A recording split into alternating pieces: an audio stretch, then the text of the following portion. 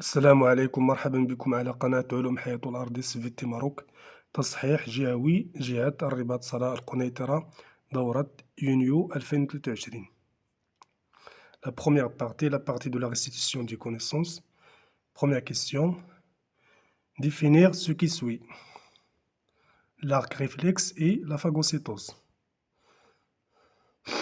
قوس الانعكاس والبلعمة، ظاهرة البلعمة.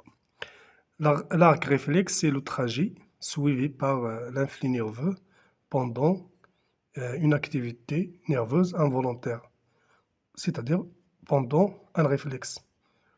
En général, un réflexe médulaire.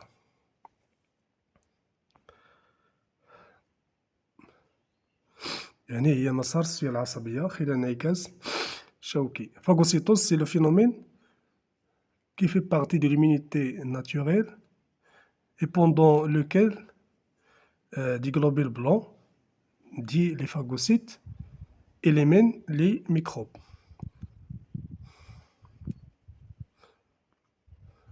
ثانيا, relié par une flèche chaque terme de groupe A à l'expression qui lui correspond dans le groupe B.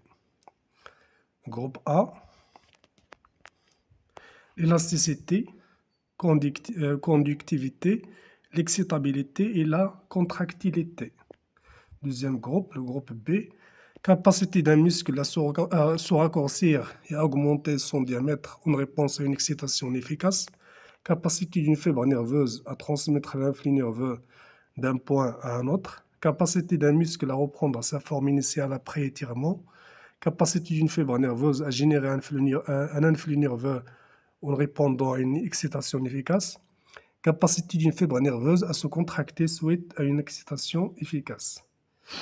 L'élasticité, bien sûr, c'est l'une des caractéristiques du muscle squelettique.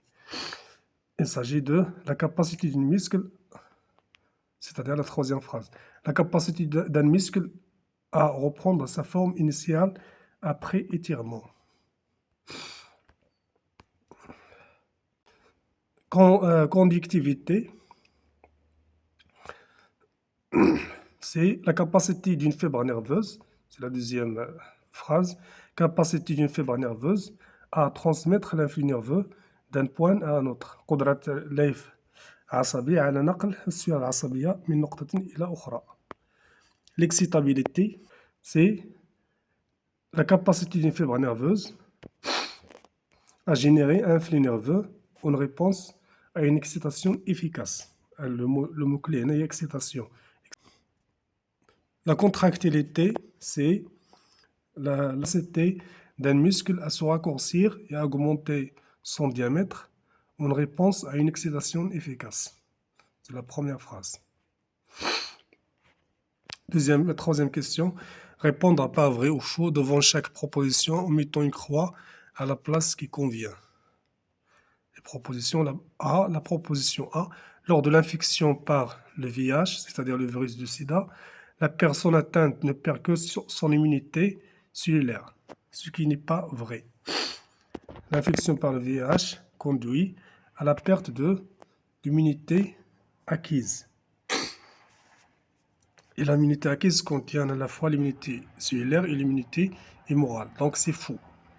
La première proposition est fausse. B. La vaccination est préventive car elle permet à l'organisme d'acquérir une mémoire immunitaire. اللقاح عبارة عن طريقة وقائية لأن تسمح للجسم باكتساب ذاكرة مناعية. إذا صحيحة B vrai. Le sérum de groupe sanguin AB contient des anticorps anti-A et anti-B. يحتوي مصل شخص لديه فصيلة دموية AB على مضادات الأجسام موجهة ضد A وضد B، وهذا خطأ. المصل ديالو لا يحتوي على شيء لا anti A ولا anti B، donc c'est faux.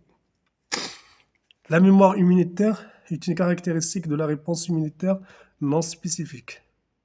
الذاكرة المناعية من خصائص الاستجابة المناعية غير النوعية.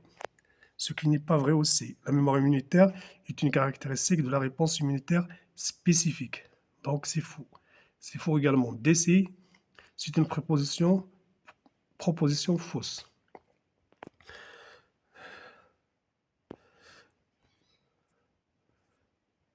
Quatrième question, pour chaque affirmation, une seule suggestion est correcte.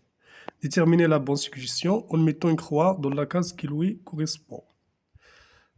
Premièrement, l'influx nerveux moteur prend naissance au niveau soit des muscles squelettiques ou les centres nerveux ou des récepteurs sensitifs.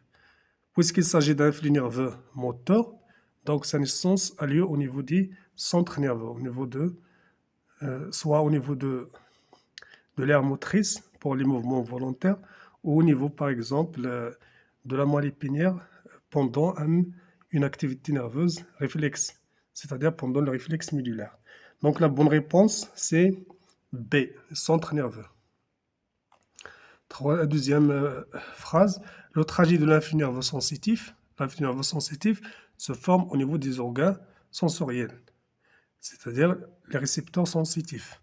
Donc, on ne peut pas que choisir, A ou B.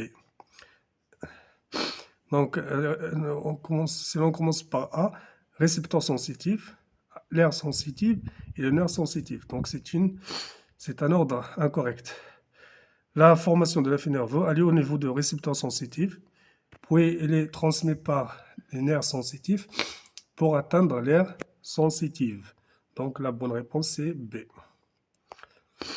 Troisième proposition, les antibiotiques sont efficaces contre les champignons, les virus ou les bactéries. Bien sûr, les antibiotiques ne sont efficaces que contre les bactéries. Donc la bonne réponse c'est C, les bactéries. Et enfin, la quatrième proposition, la quatrième phrase, les symptômes caractéristiques de l'inflammation sont soit la chaleur, la rougeur, le gonflement et la douleur, ou bien B, la chaleur, la rougeur, le gonflement et l'infection, ou C, la chaleur, la rougeur, gonflement et sécrétion des anticorps. Bien sûr, la bonne réponse c'est A. Les symptômes de l'inflammation ou la réponse inflammatoire ou la réaction inflammatoire, c'est la chaleur, la rougeur, le gonflement et la douleur. On passe maintenant à la deuxième partie. Première situation,